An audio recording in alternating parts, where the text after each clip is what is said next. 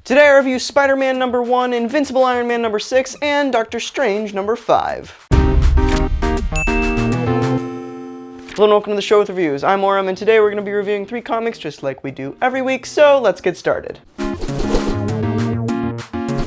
First up is Spider-Man number 1, written by Brian Michael Bendis with art by Sara Pichelli. This was an incredibly great start to this series. I'm really loving it so far. It just really feels like a Spider-Man book, and it really suits Miles. The plot isn't anything special, but like I said, it really is just kind of tone for Miles. It makes a lot of sense for him. While Miles is the down on his luck Spider-Man, Peter is over in his book hitting the big time. Other than that, I really need to comment on the art here. Sara Pichelli has super upped her game for this book. It's gorgeous. In fact, now that I'm thinking about it, it does kind of remind me of David Marquez's art, who did the first 5 issues of Invincible Iron Man.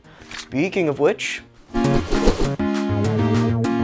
next up is Invincible Iron Man number 6, written by Brian Michael Bendis with art by Mike Deodato. Gonna address the elephant in the room real quick. David Marquez is not penning this book anymore, Mike Deodato is, and I am kind of okay with that. I'm super sad to see Marquez's art go, but Mike Deodato is also a very good artist.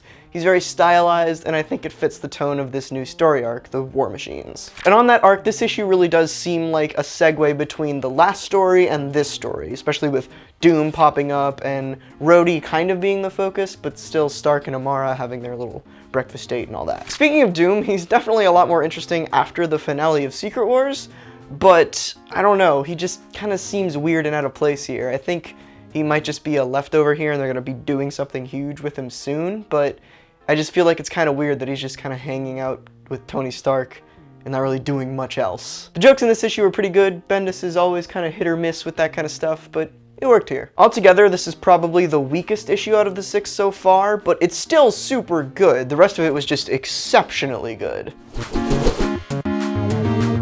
And finally is Doctor Strange number 5, written by Jason Aaron with art by Chris Bachalo. So kind of following in a similar vein of the Iron Man book that I just reviewed, this was just kind of underwhelming. There wasn't really much to it. Don't get me wrong, there was a lot going on, but I was just confused at everything that was going on. The meat of this issue kind of focuses on Wong doing some old thing that he's been doing forever that apparently protects Stephen from not dying after using Atlantean magic or something.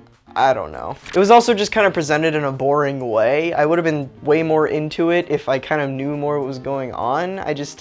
I don't know, it just felt kind of boring and just dry to me. The art is still super great and stylized in this book. That is something that will probably keep me reading this for a while if this Chris Bachalo, if he stays on. It's really good. The next story arc that they teased at the end of this one seems to be pretty interesting. We have an actual villain to latch onto this time instead of just magic is dying and we need to fix it. So that's cool. It's promising. But those are all the books that I have for you this week. Before you head out, make sure to subscribe so you don't miss out on anything that I upload. I upload every other Wednesday and every Friday. That all being said, thank you so much for watching. Next time this Doctor Strange comic doesn't keep falling down, like seriously, stop it, bro.